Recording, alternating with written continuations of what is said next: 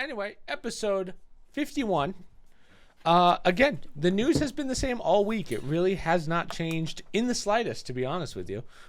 Well, I mean, a lot of the same topics. Yes, or like updates on stuff. And I think we go right into it today because I'm so confused by this one that I need you to tell me how this one works. So I think all of this happened in one day. Right? They warned me when you're doing stuff. Okay. So this is the Russia versus. You had an article on this as well. I do have an article on it. That is true. For those of you that don't know, I think literally today, right? Or maybe the news just broke today. No, it was all today. It started like yesterday. Yeah, okay. So a military mercenary group led by Wagner, right? So the Wagner group is what it's called. Decided to march, basically a civil war. Like his name's not Wagner. No, the group is called Wagner. Yeah, Wagner's the group run by Polva, whatever, right? I'm a little. Yeah. Prigozhin. Good luck. Good luck with the Russian. Close enough. So. About 5 hours ago, I grabbed this article, and it was, Russia says Wagner will move to... Oh, this is the newer one, sorry. But basically, this guy marches in with the Wagner group, right, the leader. He's the leader of the group. Yeah, and with the idea that he's going to take down Putin, basically start a coup to stop this war, right? Within 8 hours, would you say?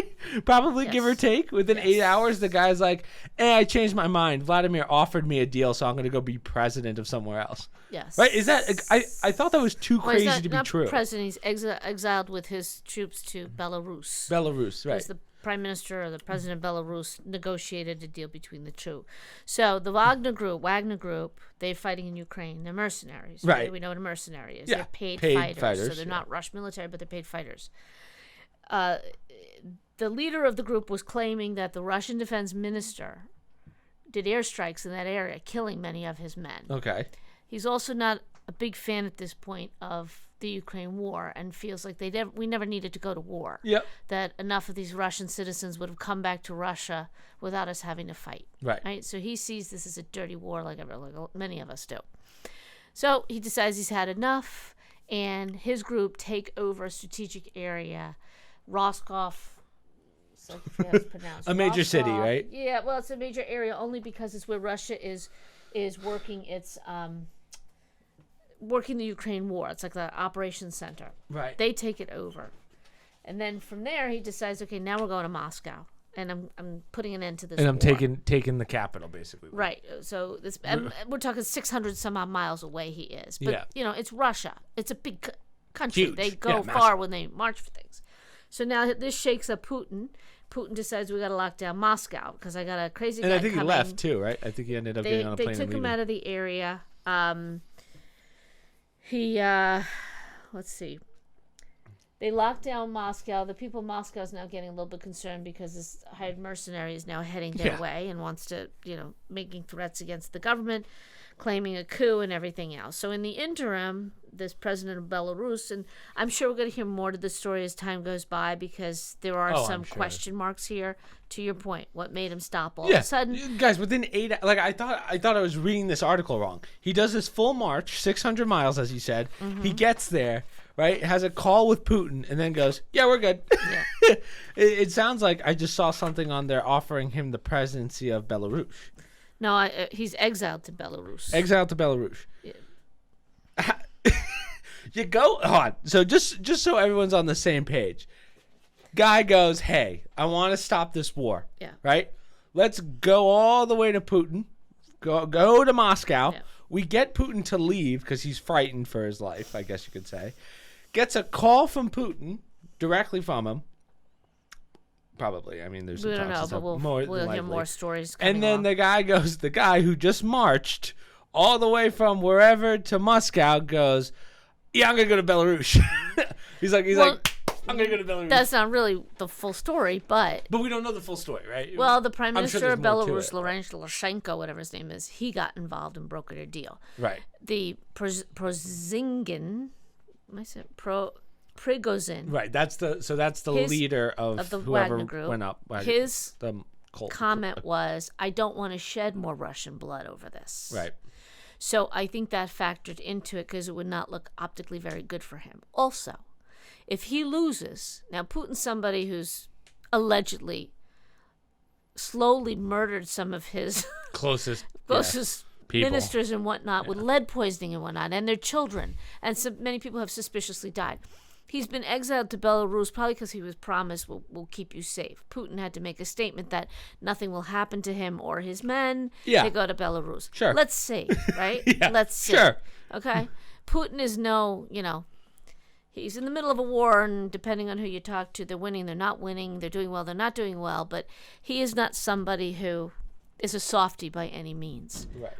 So this is what's happening. Now, the question that I find interesting, that it's even being asked, I'm glad it's being asked, is the war in Ukraine now over?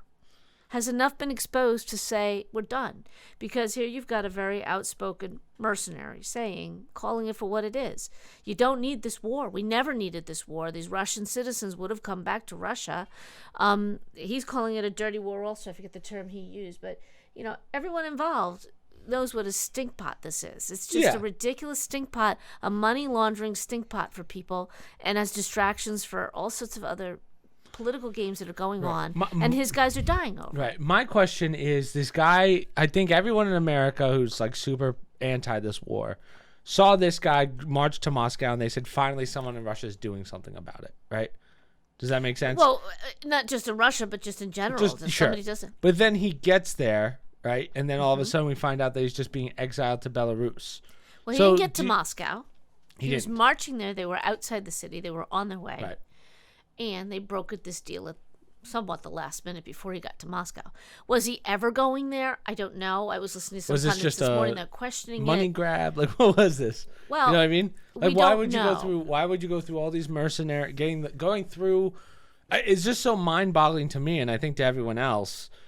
Why would you go through the process of getting all these mercenaries together, going up to the town of Moscow or city of Moscow, and then once you get there, dead silence, and then it's just, I'm going to go to Belarus? Well, I think there's something else we don't appreciate here about this war, and I don't know the full politicization of this situation. I'm just saying, but you have to understand, the Ukrainian people didn't necessarily want this war, and they used to be considered part of Russia. Sure. Right. They're Ukrainians, and they have their own identity, but they used to be part of the Russian. Right. This individual is not. I don't even know if he's Russian, to be honest. He might have been. Sounds like Belarus. I don't know, but they're mercenaries, so they're not Russian soldiers. His people are now getting slaughtered. Ukrainian soldiers are getting slaughtered over there. Right. We're not hearing the half of it because we're trying to pump money into this war. The Western side of the world, meaning us and Europe, they're not hearing it. He's over there, and I'm going to take this approach. I don't know that it's true, but I think part of it factored into where he's had enough. He's killing his own, if you will. You're not really. It's the enemy, but it's not the enemy. These used to be citizens of the same nation, and now he's got Putin bombing, or according to him, running airstrikes. His defense airstriking the very people that are supposed to be fighting this war. Right. And this is a military guy. He's had enough. So, but that's what I mean. So this is what I was going to say.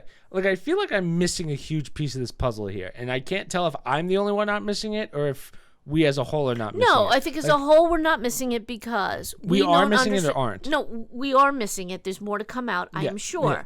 Point being, like I said, when I was listening to pundits this morning, military guys and people who know the situation talking about it, many of them said he's not going to Moscow. So they know that there's more going on. They wanted to use it more of as an example of, he was making a point maybe, but it was more to shake up Putin a little bit. The question is Putin shaken up by this?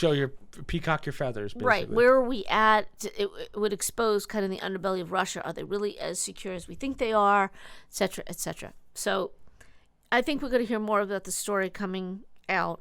But I just found it interesting for somebody on the ground who's been there and now making a big case out of, making a point of saying enough's enough.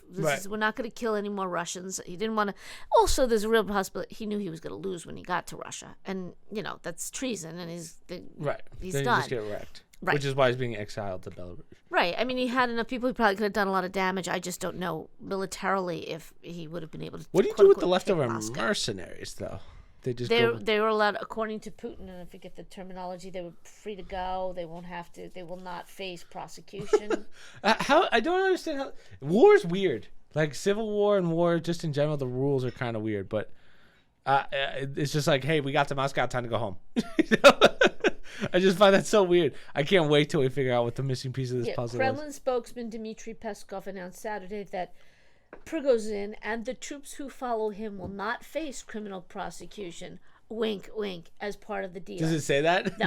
Okay. He also said those troops who did not join in the uprising would be offered defense ministry contracts. Yeah, sure. Oh, to be part of the military. Gotcha. Yeah, military contract. Well, or to do work for the Russian government in some form whatsoever. Who knows, you know? Yeah. But anyhow, it's the Belarus president, Alexander Lukashenko, who is friends with both Putin.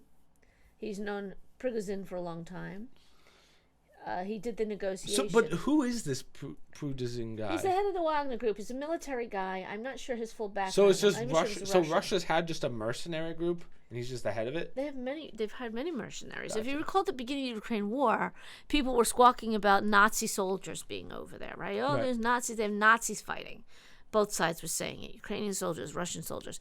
They're mercenaries. That's how they get paid. They'll fight a war. You know, they're groups. It's different than our country. You know, they have their own way of fighting these wars. Now, the other big news, I mean, this is the bigger news, I guess you can argue, and everyone's heard of it by now. We didn't get to talk about the submarine investigation, so the whole situation. I don't know if we even have to go through what this was because I'm sure everyone's heard about it. But I will say we are hearing more and more about kind of what went wrong. Now, I feel like with all stories like this, you're going to have what could have been done different. But it sounds like a couple. So I don't know if you can call this the 15 seconds of fame. Her dress looks like she has static electricity, doesn't it? The way it's all bunched up on the side. Oh, it's maybe. meant to do. It's meant to do that. But I'll take your word for it. Anyhow, I digress. So the 15 minutes of fame or whatever it is, where basically the guys that were supposed to go onto the submarine and were like, oh, I don't want to go this day, how they survived, and now they're making stories about, the guys that didn't decide to go on the submarine, right? Right. Either way, it's a tragic story for those of you that haven't heard of it, which I would be very surprised. Basically, they found this multi-billionaire paid for him and his friends and his stepson to go onto a submarine. The submarine got lost.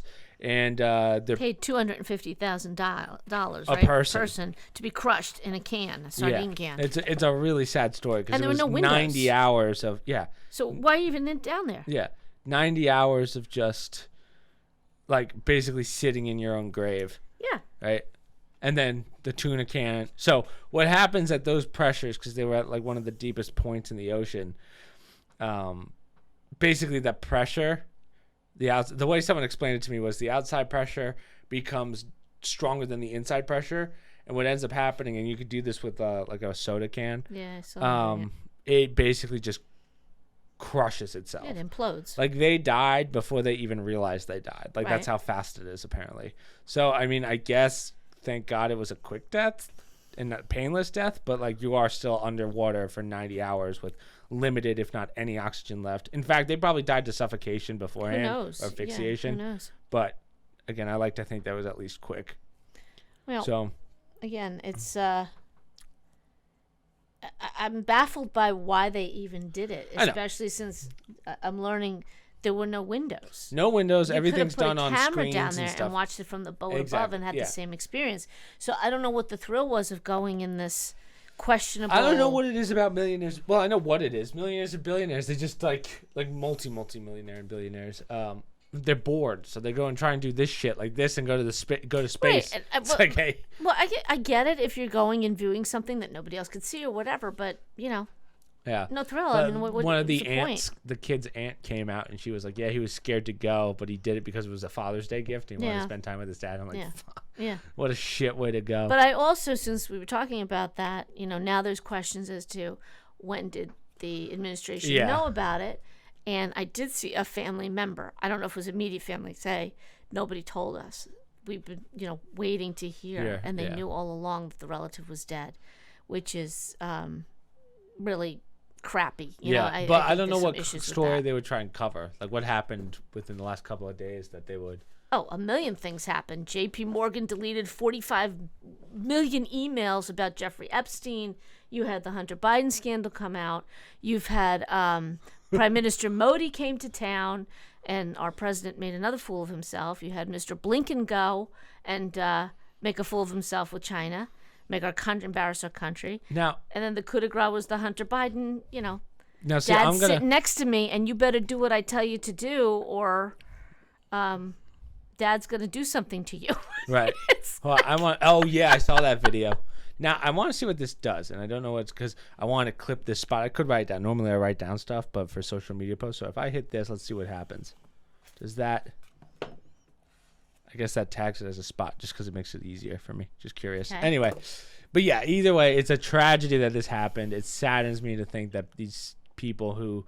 I mean, people are like, well, it was the billionaire's idea that he didn't want old people on board. He wanted a brand new crew, a fresh crew that kind of knew what they were doing. Proving once again, just because you have money doesn't mean you're smart. That's true, but again, I don't know if it's a death. Like, how do I put this? Well, I have seen headlines. I haven't read in depth. There were issues with these tanks, and they knew about these issues. Submarines, yeah. Submarines, sorry. And some people had said, yeah, I was going to go on. It was pulled at the last minute, thank God. They had problems with it, and we were told we're not going to go. Well, here's my other question, right? So you're a company that gives submarine rides. This isn't just their one submarine sort of thing. You would think that you would have certain protocols for if something like this were to happen, right? Isn't that like part of a company's liabilities, actions? So don't you have multiple submarines that should be able to go help out? I don't know if it's covered under, what would that be? The Federal Transit Rules, the FTA? You would just think you would have backups. The protocol. Well, if they're not required to, and they've, quote unquote, never had a problem. Now, what are you going to do? Regulate the billion-dollar submarine ship industry? There really isn't an industry. Yeah, that's It's kind of an offshoot, That's true.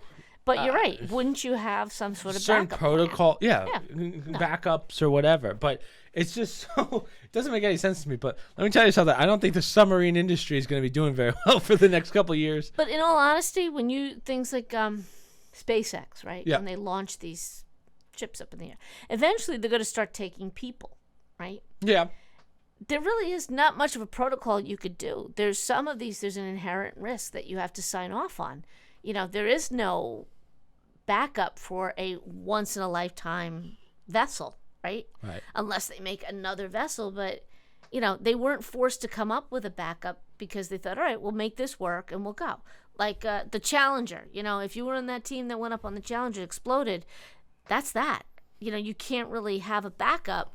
We have since perfected it, and you learn from each experience. But, this is not like it's bus system in a town where you got multiple ones. Exactly. I would just think that you would have protocols like a crane that's nearby that could just scoop it up. Like, right.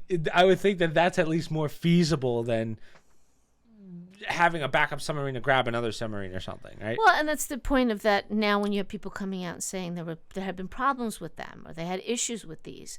Well, did anybody tell those individuals before they got in this tank? Maybe. I haven't read the articles and I don't know the full disclosure, but I'm quite certain the families will be pursuing it. So the joke that well, I shouldn't say joke, but like the controller, the batteries ended up like they've lost connection to the using game controllers, is what I understood. So, GameCube or someone made this meme literally during yesterday's stream. And I was like, damn, that was quick. It's a meme of me. POV, your controller disconnects 13,000 miles underwater. I thought that was hilarious. That was from yesterday. That's terrible. I know. Oh, jeez. Anyway, how about some happy news? Speaking of billionaires, Elon Musk and the Zuck MMA community reacts to take sides to this pitched billionaires fight. I don't know if this is a joke or not. At first, I thought it was a joke. They said they're doing it.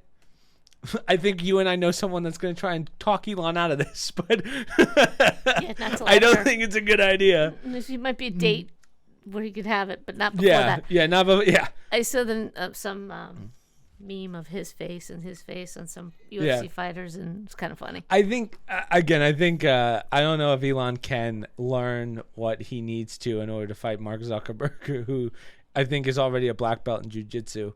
So I think Zuck has a little more experience than Elon. I don't know what Elon's accolades are. I don't know. I in all honesty, in the big picture of things, I really don't care.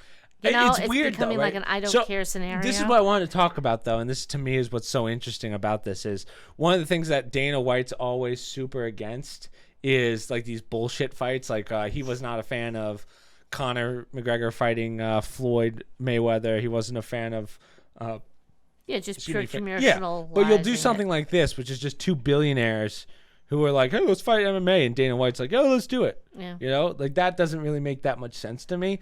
I also think it kind of puts a little bit of a hindrance on the UFC in the sense of, oh, I guess this is what we do now. Like, I don't think this bumps up. It might bump up UFC numbers for a day, but let's be honest, it's not like this is going to be the best fight you've ever seen. Right? Yeah. Now, the other thing is how, the UFC just signed with the WWE. Like, they just bought out the WWE. Does this fall under UFC or does this fall under WWE? Oh, my God. Who cares, right? Well, yeah, but I'm it more hurts the interested image in of a company. how could you have that much money and have such yellow teeth? It's definitely not the best picture of him. There are no good pictures of him. But, yeah, that's true. I mean, look at the... At least Elon has, like... Musk's teeth are somewhat white, but come on. You know, come on. He doesn't... And spring for some Invisalign, okay? Yeah. I think he's just so pale. Now, I do think he has to grow his hair out a little bit. You know, I think that...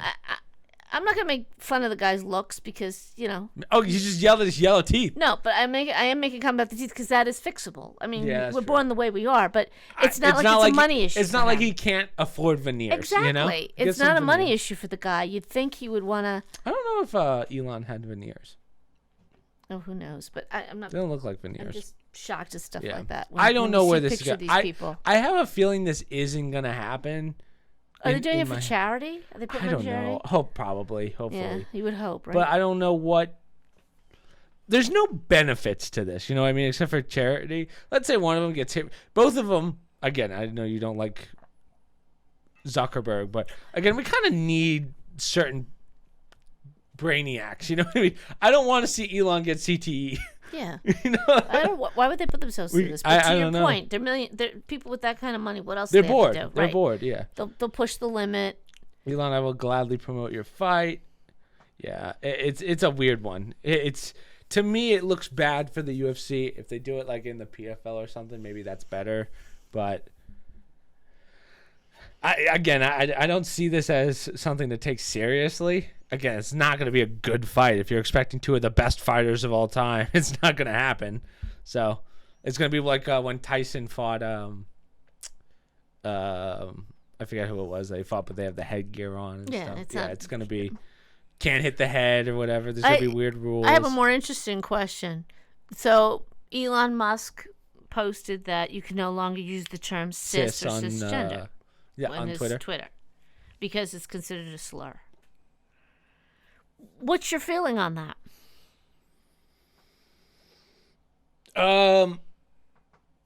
Well, I guess you're taking away freedom of speech, right? Which is kind of the opposite of what Twitter stood for. But I will say that it's kind of an unnecessary word. It's kind of like, I agree. Like I would say, would you allow the N-word on Twitter, right? No, because I think that word is derogatory. But right. I also don't think you should allow it for anybody, right? Yes, rap music or anything. So I think that would be the same if we're again. I guess the real question here is Elon the speaking power on what word, if cis is a bad word or not, like a prohibited word. See what I'm saying? Right. I think it's a stupid word. Yeah, in general. they pulled it. With this whole ideology, they pulled this word out and decided now they're going to label everybody. We never labeled cis people before, and now it's a label. Is he saying that no labels are allowed or only particular labels, or when you use a label as something negative? I thought it was a little unnecessary just because I think you're feeding into that mentality of I can limit what you say and not say. I don't think it's derogatory, but to your point, I think it's unnecessary. Yeah. I think a certain community is pushing this that they have to label everybody, which is ironic because it tends to be a community that doesn't want to be labeled by anybody. Exactly. So I see what he means by having this, but I don't know if that's the route you want to go. I think what Elon does with Twitter, and I kind of like this, and also I get your point. He kind of does hey, that's fine, but we're going to shove it back in your face when you try and change things. So, like, for instance, with Twitter, it was like, you can't say, or they were saying you can't say, I'm trying to think of a good example. So like, let's say you have to call me this pronoun. You gotta call, or you can't call me that. Yeah. He says, okay, that's fine, but that means you can't use sis. So he'll throw it back in your face. And I think that's a little different than him actually making the rules, if that makes sense. Well, I understand. Like, I think this is just to throw a pie back in their face. Right. When I get what his intention is, but I think that's very risky when you start doing that. Because someday he may not be there. Or suppose Zuckerberg decides, you know what, you can't say something else on my platform. It's like setting a bad But then you make the routine. argument, though, that it's their company, right? That's the big argument of, well, it's a private company. You could do what you want with your private company. Yeah, right? but it's not. We go back to that Section 230, blah, blah, blah. That gray line. It's an open platform, and you're not supposed to be doing what Mr. Zuckerberg said the government was asking him to do to block information. And now when you start getting into labels, I agree. I understand what Elon Musk is saying and why he's doing it. The question is that really the path you want to go down? Yeah. I would rather just let it die, because eventually this whole terminology thing will die down, and I think it loses its impact when people don't care anymore about cisgender. Right, that's another fair point. Again, I don't know what the right or wrong answer is, but I will say, I don't think you should ever ban any words. Yeah, I agree. I will also say that it doesn't bother me that word's not. Okay, here's an example. The N-word, for instance, that is a historical word that you shouldn't use, whereas cis is just something that a couple people came up with in the last couple years. Does that make sense? Right, and they may have come up with that word for ill purposes. Right. Like one, it's a slur. yes. One is like a legitimate racial slur, whereas this one is like, hey, now you're categorizing people and you're turning it into a slur. Right. So this is where, like, I think you could make the argument that ancestrally we've messed up and said that the N-word, whereas now it's like, hey, let's nip that in the bud before it even happens. Does that make sense? Yeah, but most people who are cisgender don't go walking around calling themselves cis or cisgender. So why do you get to pick it for us, right? Right. However, there are people of a certain color who will use the N-word. Right. And should, but both but colors, does that mean that I say, shouldn't be does that mean if I go around calling myself cisgender when I am cisgender, is that a bad thing? That's a question, right? It's kind of weird to go by that, but technically you're not wrong. Well, that's what I'm saying. It's to me, it's a label. It's an accurate label. I forget where this word came from, but it's a somewhat accurate label. Right. Whereas the other term is just a derogatory term. Right. They took an accurate label and now they're trying to make it sound like now you must label everybody. Right.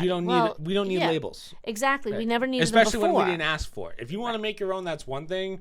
But again, we can go down that road. But don't start naming them for me. Don't start calling me something that I don't identify as. I think that was Musk's point also, that if you want to call yourself, but they're not this is the wackadoodle ideology. I know, right? They don't want to be labeled, so they label themselves, and now you must be labeled because they don't want to be labeled. Everybody has to be labeled. Exactly, and they're sucking us into the stupidity cycle.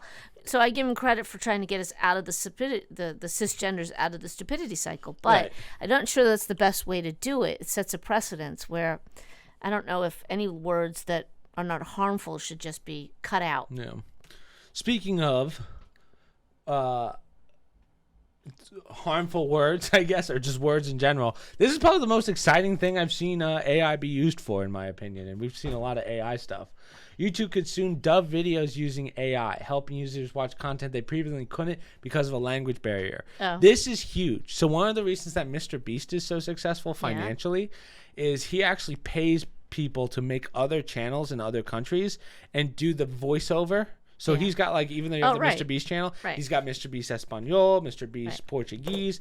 So he gets hundreds of millions of views on each channel just because people want to watch it in their language.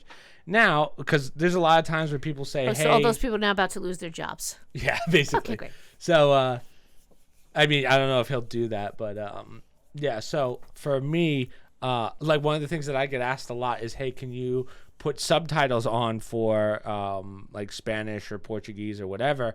And I think too many people think that it's a click of a button and it'll do it like that for you. That's not how it works. You physically have to type out the way YouTube does it is you can get what's called the auto text basically. So it'll take my voice in English, audio text. I have to throw it into a converter somewhere, take that and throw it into YouTube. Then I physically have to line it up so that it can figure out like where it's going. Yeah, it's tough if you don't know the language. Yeah, it's tough because I don't know. Like someone asked for it in like Russian or something. I couldn't do it. I was like, I don't know Russian. So well, there's a guy who's out of a job. He's living in Belarus. Yeah.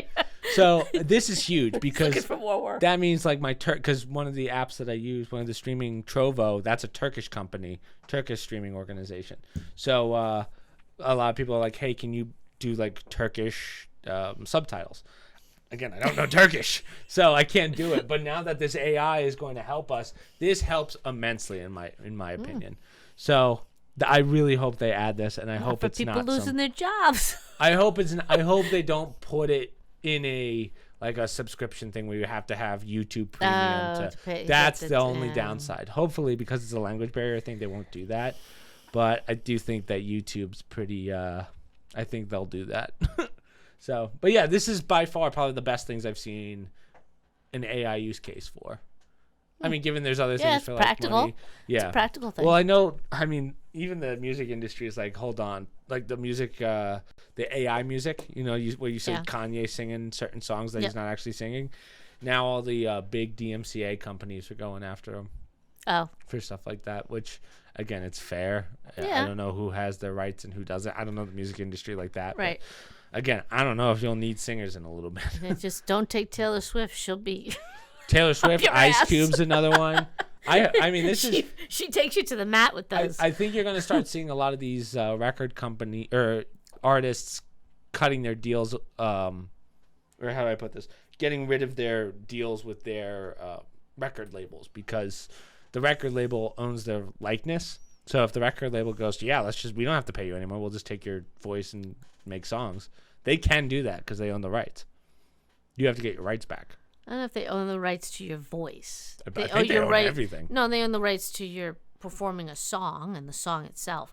But they can't. All I know is that the record industry, the music industry is so corrupt. People talk about how corrupt it is, like musicians and stuff. Like, do you remember T-Pain? T-Pain I remember the name. Yeah, T-Pain, he says a story about basically how the music industry really screwed him. And it's like how much they take and your likeness and how little actual power you have as an artist. Well, Prince used to make an issue of that with his record label. Remember he had Slave tattooed on his forehead over his record label for a while there or something was on. Yeah, he was very much one of the first vocal people that I remember about it. But yeah, I mean, it's an industry, and part of it too, you're right, I don't know a lot about it, but there's a lot to be said for some of these singers are not talented at all.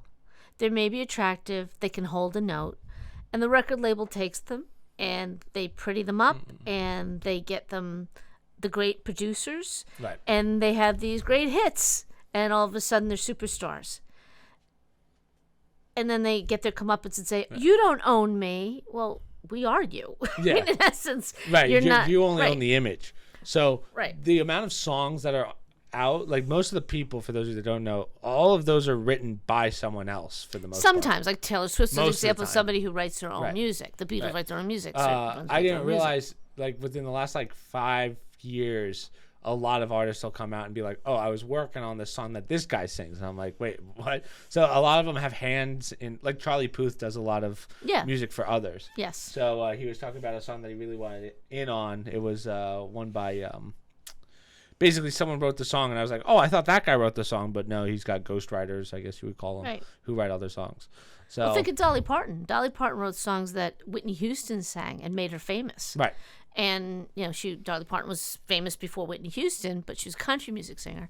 But she's also a prolific writer for country music, and she did some... Well, Lady Gaga's probably the greatest example. Lady Gaga's another one. I don't know if she's she has crossed over to... I forget who she used to write for, but remember, she used to be... Tony Bennett. Yeah. She used to write for, I think it was like a Christina Aguilera or something. Or Gwen Stefani. I could be wrong on that. But then she was like, I'm going to do it myself. And then Poker Face came out, which just skyrocketed. Yeah. Remember that?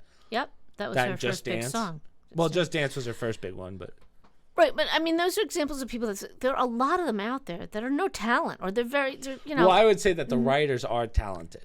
No, I'm saying performers who turn around and say, and I'm not saying Taylor Swift because she's, she writes her own music. She's a musician. She's she talented. can play guitar. Yeah. She's got Now, Dua Lipa, on the other hand, it's like, well, okay, how much is she writing? She's a good dancer, but I doubt she's writing any of her songs. Right, and as I'm not saying they're not talented, but they certainly don't have the. They just have their image. The That's pipes that a lot of people have. Yeah. So, and it's no scam. I mean, the record industry would do that all the time. They find usually an attractive young person, male or female.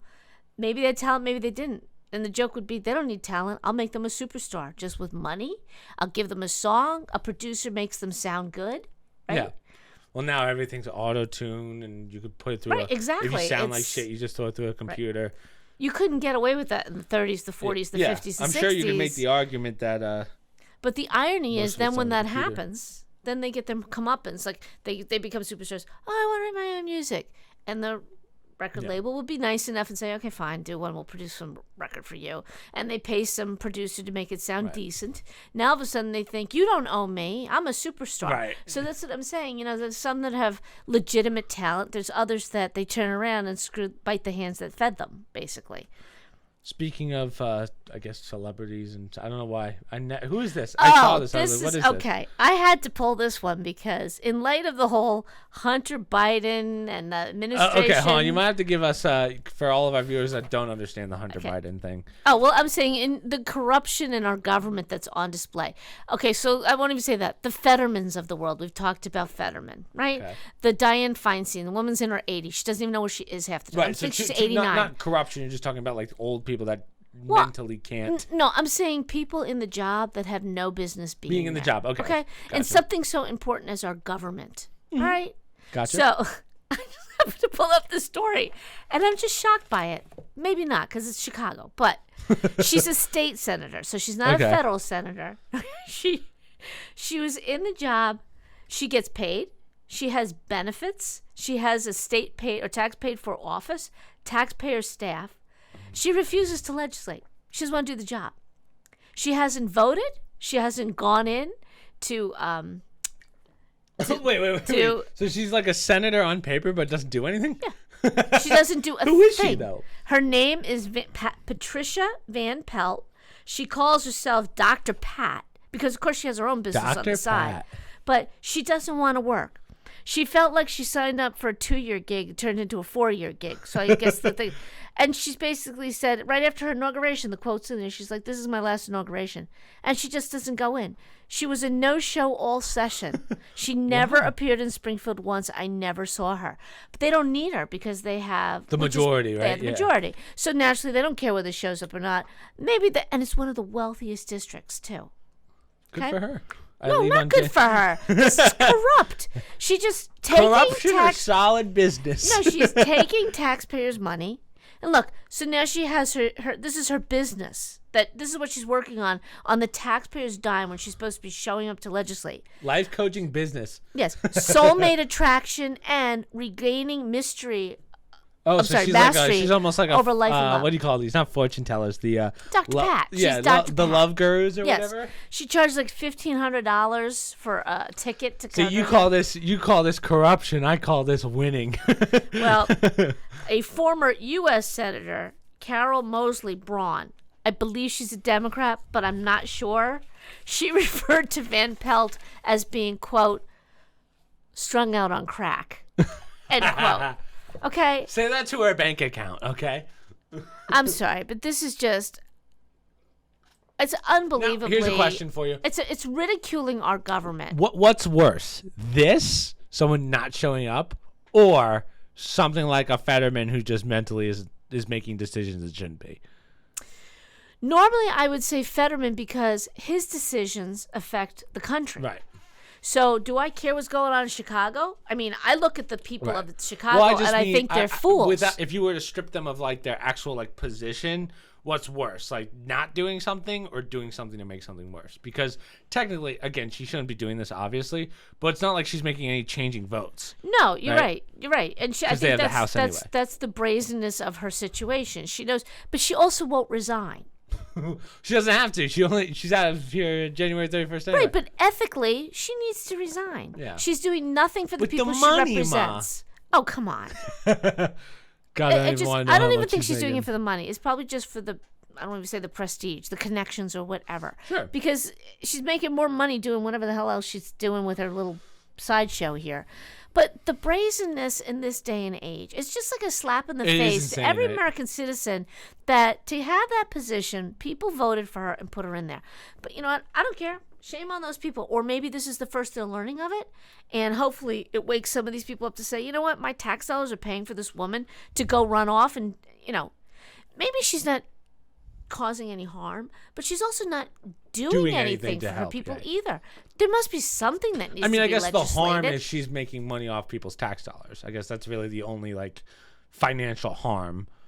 That's a big harm. Yeah. People work. Yeah, you know, they're living paycheck to paycheck, and they have to pay a tax. And it's Chicago, too. Well, yeah, I'm sure there's plenty of things, even though she's from a wealthier district, I'm sure there's plenty of things that could be done to benefit Chicago. But if not, get out. Give somebody else the job. You know, let somebody else maybe have a voice, make a difference, get involved. I just find it absolutely appalling. I just love how the I never saw her is the quote. Never saw her. Doesn't even show up. But hey, at least she's healing people. There are people, just so you know, well, before you go. That's a good transition. It was coming to. Well, you can go back to it. But I just want to throw out there that, you know, with the advent of COVID and whatnot, there are still federal representatives in the House. Right. They don't show up anymore. They vote from home because of COVID, and they got away with it. Just do it over a Zoom call? Right. Well, you know, McCarthy had to pass a ruling saying you have to come back to vote. Good. How pathetic. Yeah. How do you feel about those court cases that are done over a Zoom? Have you ever seen those? Like, they'll do full court cases. Usually, I think it's like small court for a certain amount. You know, that doesn't bother me if you could get the court system moving along. You know, that's a fair point. Such a backlog. See, I always just think it's weird where it's like this guy. Like, I feel like you kind of lose the professionalism. So what I mean by that is, you know how, like, here's a great example. The guy's on a Zoom call and the professionalism. Yeah. Good point. Exactly. Like, this guy's. I guess he's being charged for something, and his name and the thing isn't even his real name. It's like chicken molester or something like that, right? And then he's eating like a full meal while they're or asking him questions. Yeah, that's like, it's kind of weird, right? Yeah, that's not appropriate. Yeah, and you have but to what are you gonna do? You can't say no. He's still gonna do it in his own home, right? Well, no, you can. I mean, a judge can find you in contempt if you're not behaving appropriately, whether you're on a Zoom call or in the courtroom. Yeah. So if you're sitting there eating chicken dinner in front of when you're being tried for your life or whatever, well, I guess it's something small claims. Yeah, but it's small claim stuff. I think so it's not like you can make a point of saying, you know what, either put the food away or I'm holding you in contempt. A judge can still do that. Yeah, but again, back to this lady. At least she's healing people. Oh, please. Just like come on. Oh yes. New ACL treatment to avoid surgery by healing ACL rupture. Yes. So, I want you all to clap for that transition. That was a good transition. Good transition. I agree. All right, so first off, I want to start this one by saying I feel like ACL injuries have gotten a lot better. Like, I remember kids in high school that when they tore their ACL, they were on crutches for like the entire year, and that wasn't that long ago. My friend's dad, he just tore his ACL a couple months ago, not even, maybe like a month and a half ago. He's already walking again. Like the recovery period is a lot faster now than just 10 years ago. Did he have surgery or he had surgery? Yeah. So this is not surgery. His wasn't a full tear though. But okay, this is not. This is brace, no surgery. Brace, no surgery. Yes, wow. And they're finding that the results are better than surgical. Her name is Dr. Stephanie Philbay. I think I wrote that right. How do you fix an ACL with no surgery? You keep it at a 90-degree angle. An ACL will repair itself to some extent. Like there are other things kick in. Yeah. You don't have to have surgery to repair it. What a lot of people will, and also I learned from our dog, people don't pay the surgery to have ACLs fixed. CCLs is called on dogs. Yeah. They brace it and they let other things come into play and other muscles to compensate for it. Right. I just couldn't imagine that with my dog because it lasted for so long with freaking COVID. But having said that, 26 months. Mm-hmm. What's the difference between the top and the bottom? Well, I think that's supposed to show that it's less of a tear. Like it's. I don't know how to read the MRIs, but it looks as though that's the rupture at the top. But see how it goes from. I didn't really study the X-rays, to be honest. I'd really have to look at it. Right, so it looks like here. Let me zoom it in. One. So your ACL kind of. This is the ACL right here. I can't. It fades it, but the ACL is right here. This is your patella, right? Your MCL's on the other side. So the ACL. We're looking at what I believe is his left leg. I can't even really see the tear. Like the tear is right here. This is the tear right here, and it exploded in like towards the knee. Because here's right here is your ACL. Right, but I don't see it repairing it, like closing. I hope there's a doctor watching and going, "This kid's a freaking moron." I would say that I'm 90% sure that this is the left leg, his outer. We're looking at the left side of the knee, so we're looking at his leg. Here's your patella. Here's your ACL. This is the rupture. I'm curious as to where the actual, where it starts to heal. Well, because the rupture, see how the rupture almost moves upwards?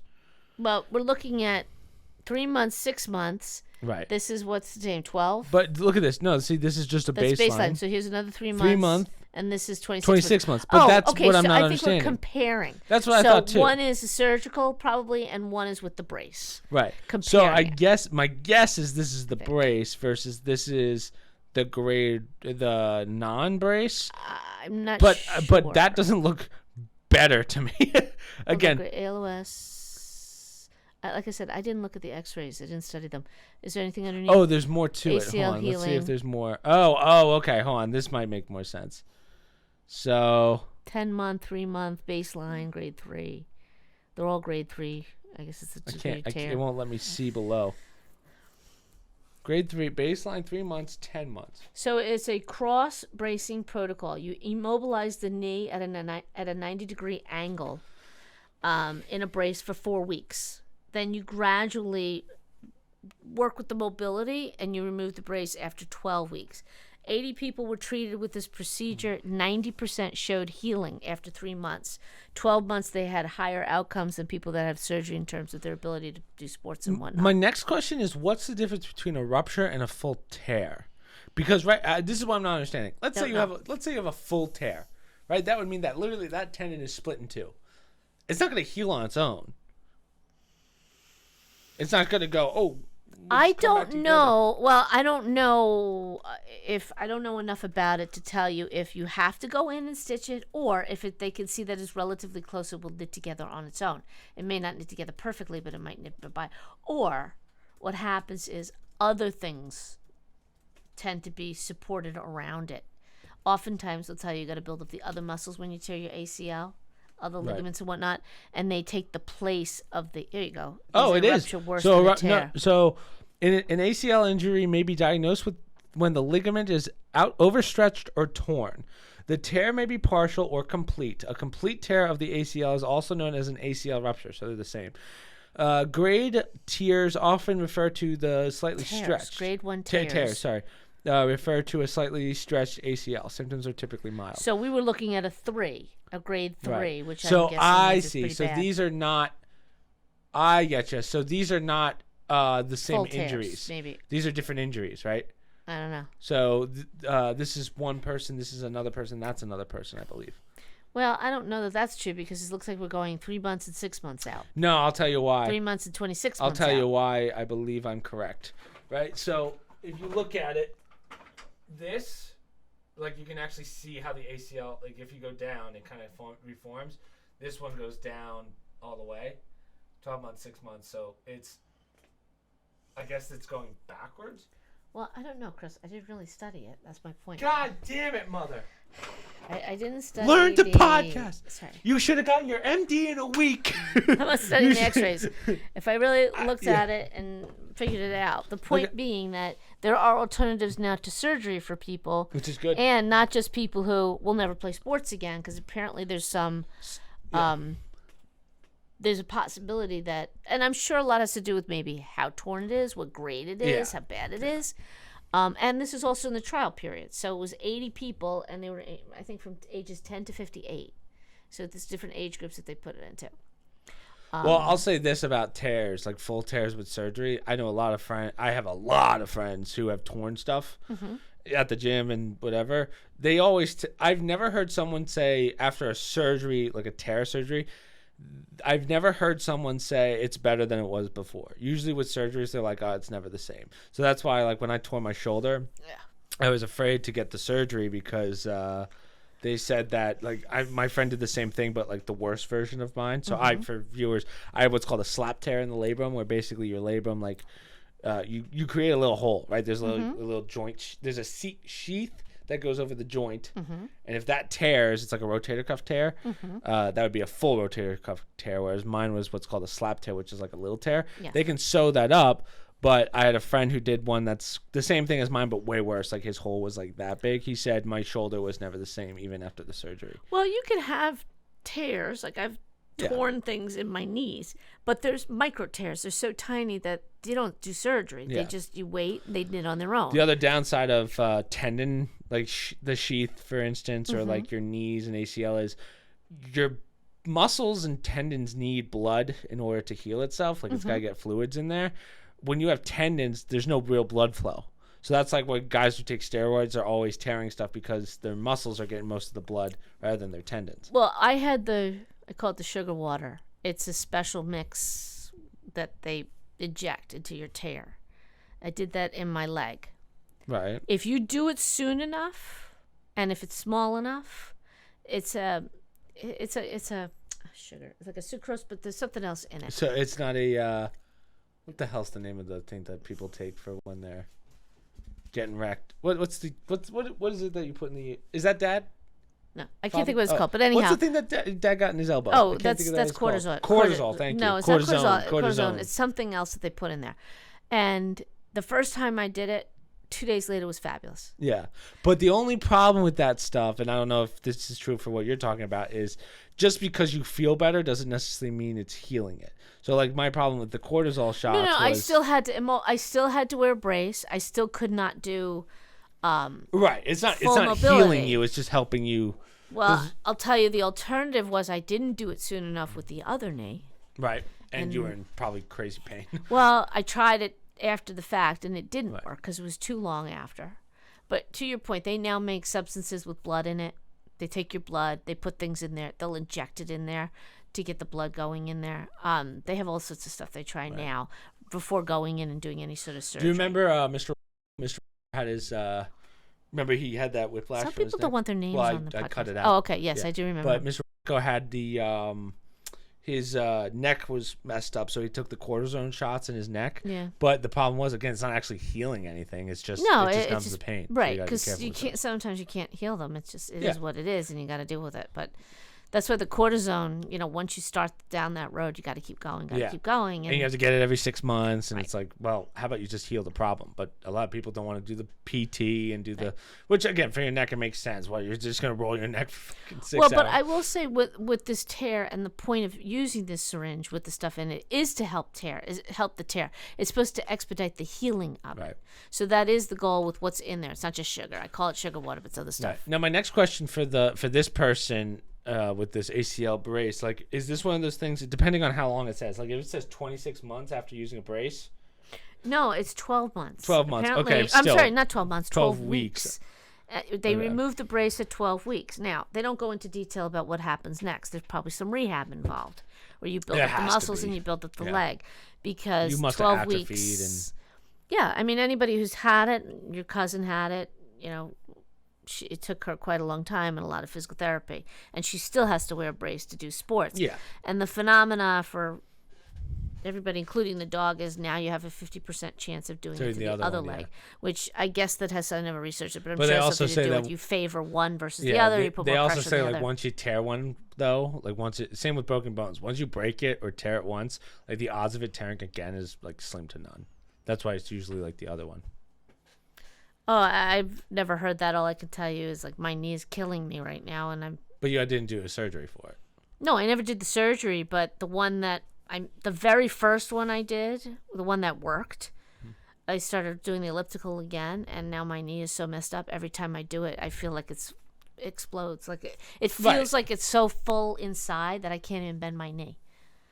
It's very strange. But that kind of goes back to what we said about how... But that just happened. Out of the blue, that's happening to me. Right, but is that not the effects of whatever was in your knee? That was years ago.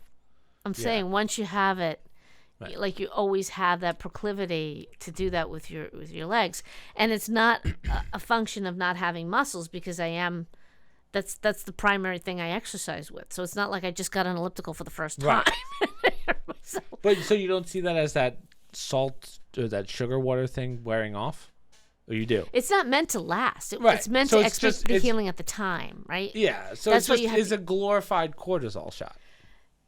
No, it's a different approach because cortisol doesn't heal. Cortisone doesn't heal. I think that's for the pain. I think or it's something with it's a steroid, right, that helps with. Yeah. It's supposed to speed up something. The inflammation, right.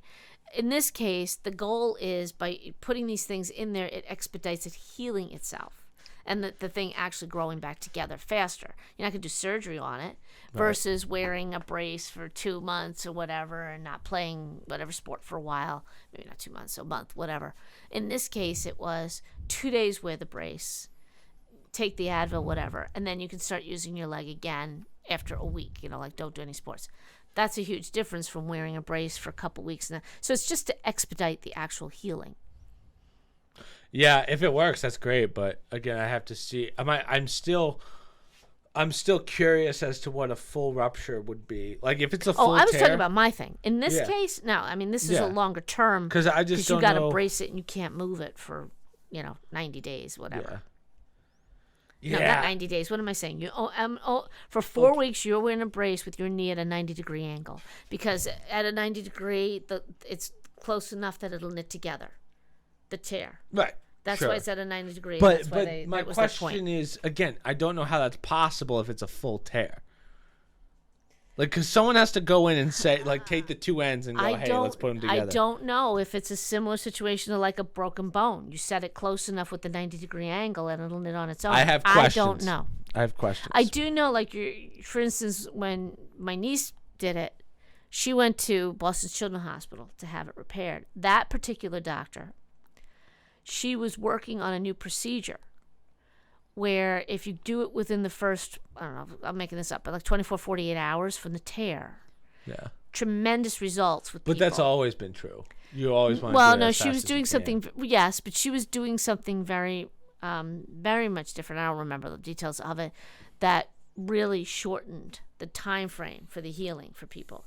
But if you didn't get to her within that time, she had to revert back to the old process of the surgery and whatever I'm doing. Right. Whatever.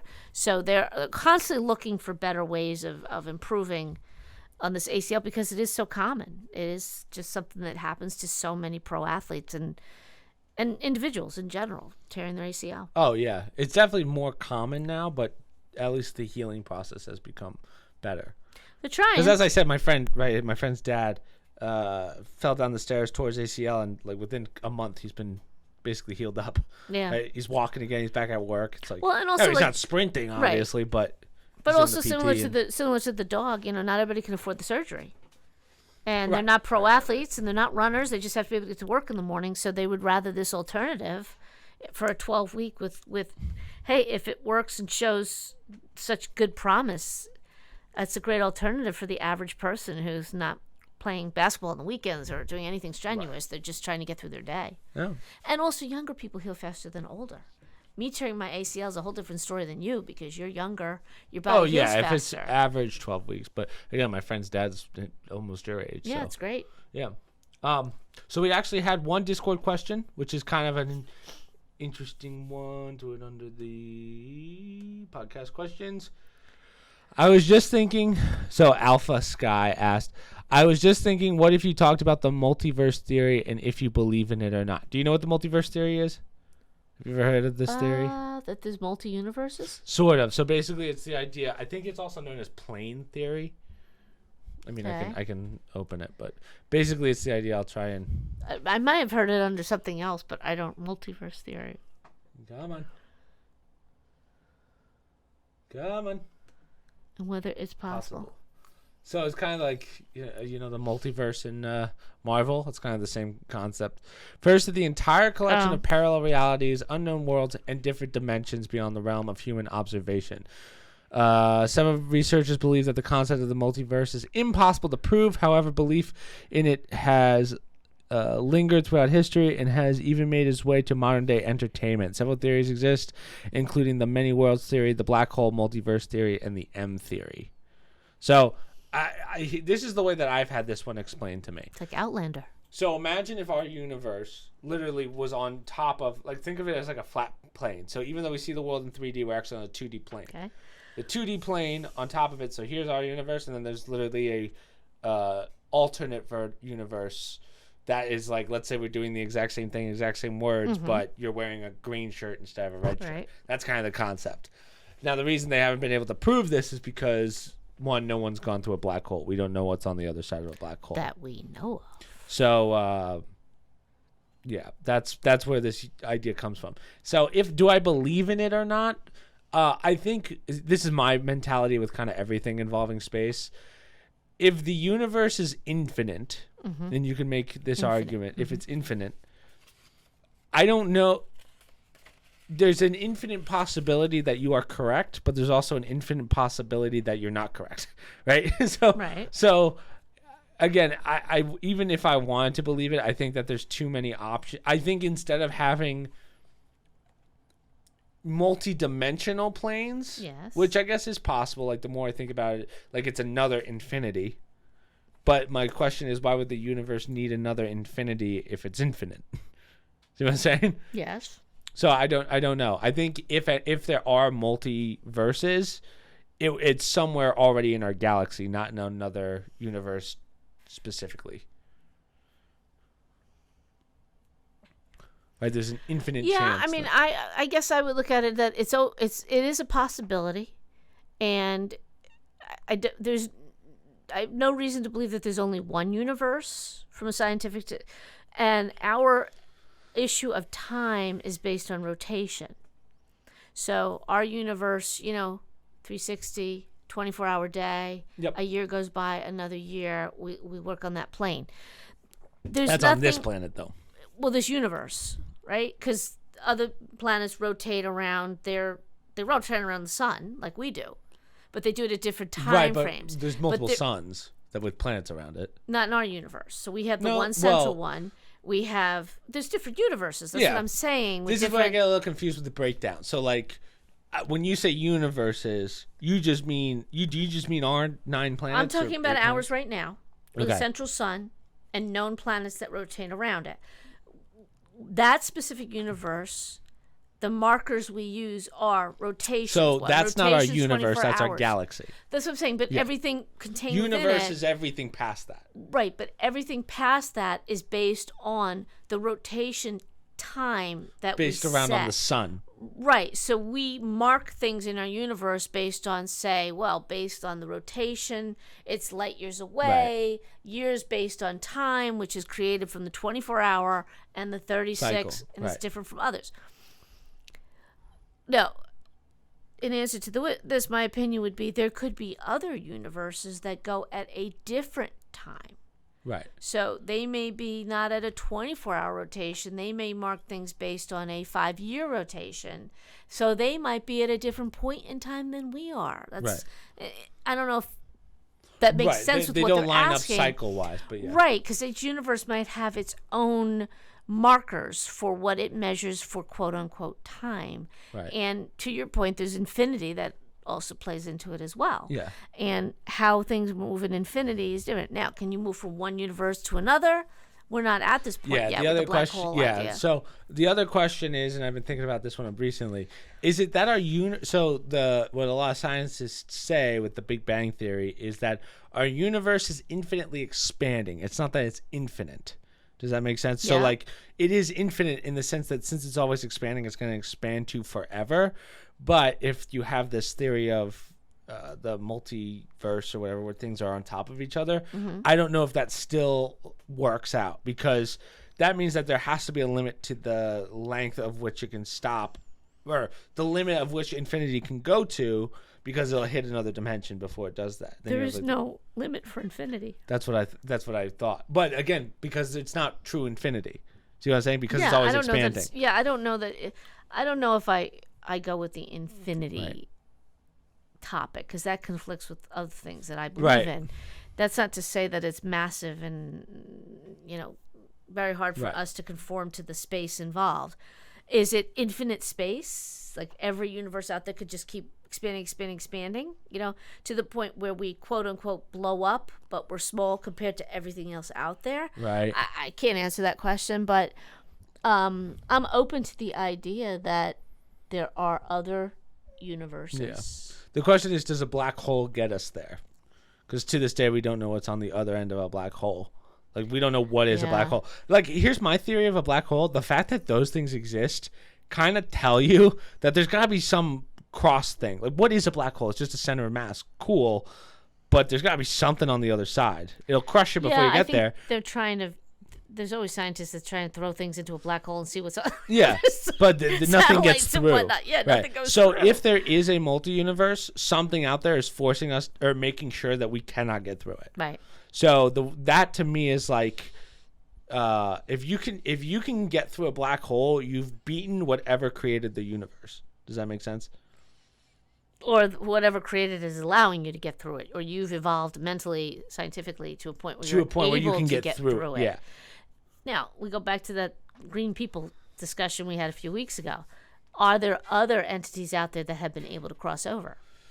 Right. Are these quote-unquote aliens part of our universe? So, like in another galaxy on our universe? Or are they specifically from another universal dimension through the black hole? Right. Like maybe they've figured out how black holes work and are able to go through it. Have you ever seen the video of the comparisons of our sun to the biggest one in the galaxy that we know of?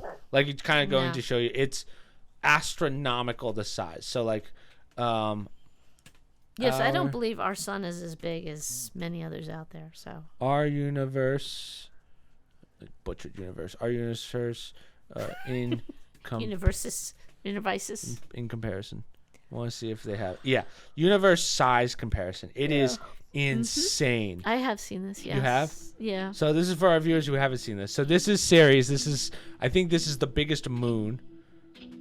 The moon. Okay, so that's the smallest moon. So that's the one. I just think that this is always insane. So you guys understand the sizes of Mercury and stuff. So we'll just go to here. Like right when you see our sun. So as we know, Jupiter is just freaking massive. Here's our sun. So Jupiter's roughly around... Oh, I'm sorry. Our sun is one more. I'm not even sure what that is. Proxima Centauri. Okay, so the sun. Look at how much bigger it is. But then it just keeps going. And you're like, oh, the video's got to be almost done.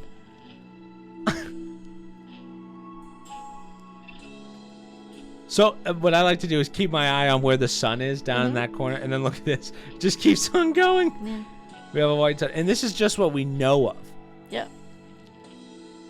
Oh, look, there's nothing left. And then, oh my God. The Arcturus. And as you can see, there's something else past that. Like, when it makes you realize how insignificant we are in compare. Like, think of how big that thing is and we can't even see it.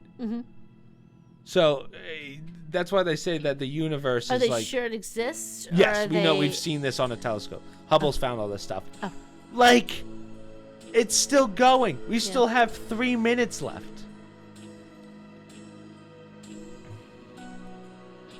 Vi Canis Majoris. Major something. Yeah. That means there's a minor somewhere. Yeah. Scuddy. Oh, I know how they make up their names. And oh my God! Like the black hole. Like, what is this? The NGC. I don't know what that is. So, like, if that's... Like, look at how big that is. If that's not something... Like, if that doesn't take you to something else, some other dimension, I don't know what is. Maybe. Right? But we'll never reach that. We don't have the gas. We don't have the intellect to get there. And then there's something else. Yeah. Even darker and blacker. Now, here's the question. And I think this is where it gets a little weird. I don't know if that's actually black or that's as far as our telescopes can see light. Does that make sense? Yeah. It does seem to have a glow to it. Yeah. But so that's what we know. And again, we're still going. Oh, well, I guess Cat's Eye Nebula. Yeah. Okay. No, not K. We're still going. Okay? The Helix Nebula. 3 light years. It would take us 3 light years to get there. 3 light years, yeah. Okay. Orion Nebula. Orion. Orion? Is that? Oh, yes, I like Orion Orion better. Omega Centauri. Okay. But how long until we reach this? No, we're still going, Mother. Now, given these aren't really like planets at this point. Yeah, these are clouds or the nebulas. They're not. They're gases and whatnot. Right. But. And we're still going. Yeah. The Milky Way. So to the end of the Milky Way. This is as far. So all that we just saw was in our galaxy. Right? Yeah. So Milky Way galaxy. This is as far as we've seen outside of the galaxy. Like, what the fuck is that, Mother? Void. 250 million light years away. And we're still going. And see, that looks more like a sun. The universe. So this is so that's just, that I guess is. Okay. The whole containment of it. It would take you 150 million. So whatever created the universe did not want us getting out. And if you can figure out how to get out, I don't know. So the question is, if this is our universe and we're inside of all this, what's out here? Right? Well, okay, let's play devil's advocate. Maybe there's nothing. I'd be surprised. Maybe there aren't other universes. When you look at the size of what's within our own, maybe that's the extent. Maybe that's the extent. Who knows? But there's got to be an end. Maybe that is the end. Maybe what you saw, it's like the Truman Show. We're all contained. But what happens once you pass there? Is it just white? It's just nothing. It's just nothing. Oof. Just cease to exist. Do you think we'll ever? Do you think it's possible for us to even reach that point? How many hundreds of thousands of years will it take? I don't think we'd survive as beings long enough to figure that out. Right? Yeah, I think we'll screw it up before then. Yeah, I think the human race would be dead before we can even get to that. But it's always mind-boggling to me, how massive the world. Like, you couldn't even fathom it. Like, even based on that, we can't even fathom. Well, when you see something like that, it makes little wars seem trivial, or makes what we're doing here like a waste of time. Why are we bothering? Yeah. Well, I always say, if there's aliens Green out there, New Deal. yeah, I think I said this the last time when we talked about the aliens. Yeah. If there is life in other areas of our universe, they're probably having full-scale wars with other planets. They come to us. They see that Rocket Man is attacking fucking whatever. Hey, language. Is attacking something. It's like, what are you guys doing? We have no reason to come see you guys. They don't care. So, that's pretty much all I have. Yeah, that's that's a big one to end it on. Yeah, mind blowing for the week. But thank you for the question. That was a good question. I like good that mind triggering question. So, well, actually, I guess we didn't really answer the question. I think it's possible. I don't know if I believe in it. Yeah, I think it's all. Yeah, I think it's possible. Again, I'll never know the answer. I'm more curious as to what's on the other end of a black hole. But again, I think we have a better chance of figuring that out before we get to the end of the universe. Well, I mean, the question was about a multi-universe theory. Do we believe in that? I think, but the question was to get to, does a black hole get you there? Yeah. Potentially. I think you have a better chance at solving that than trying to get out of the universe. Yes, I don't think I know enough about black holes to say what do they think it leads to? What's the theory behind it? Just to think, right, a black hole, I know for a fact, is just a huge amount of mass. So that's why you can't go through one, because it would just crush you. So you'd have to figure out a way to bypass mass. Maybe certain life forms have figured it out, but there's no way we are close to that. No, we're not close to it. And I think we got enough to keep us busy here. Yeah. Green New Deal. Green New Deal. Ukraine. Russia. No, but just in general, I mean, it's overwhelming, the universe, and it gives you perspective. Like, a lot of people who study that stuff, do they really think stuff here on Earth is that big a deal? Yeah, they're like, what? These guys, they have wheat? Great. Yeah. We've been eating air for 20 years and figured out how to survive for millennium. Oh, jeez. Yeah, but anyway, that's all I got. I think that's all Mom has too. The only things that I have to promote, so by the time this comes out, we put out. Okay, so what came out on today? So on Saturday, I put out the next episode of the Games Pass Roulette, which was Loot River. Go check that out. I want to do another reaction video. I might do a gym fails video just because I want to spice things up a little bit, not just gaming content. Gym fails? Gym like fails. Oh, yeah. That people do I want to see. Yeah, we could do that one, or we could do when a guy just like breaks both of his legs on a fucking leg press or something. No, I hate that. Oh. Guy like when those videos are the worst. Trying to get censored on YouTube. And then yeah, that's pretty much it. We're going to finish up Dark Souls hopefully this week, and then next month we will start the next set of speedruns, which I've already written down. Again, I know some of them. I still have to practice those.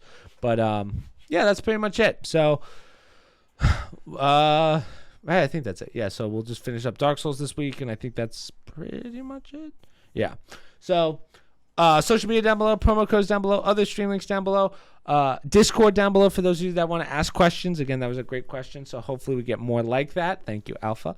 And yeah, hopefully we'll see you. I'll see you guys on Monday or tonight. About a question at the bottom. You're gonna do a question. Oh no, that's just on Spotify. So for those of you that do watch on Spotify, Spotify wants us to start doing the poll questions, which is an option that we have. So we're gonna put those in there. It really just helps us in the algorithm. That's really the only point, because I still don't know much about the Spotify algorithm. So yeah. Okay. So, as I said, social media down below, promo codes down below, other stream links down below, Discord down below for questions, and I will see you guys tonight for a stream, and you will see Mom next week.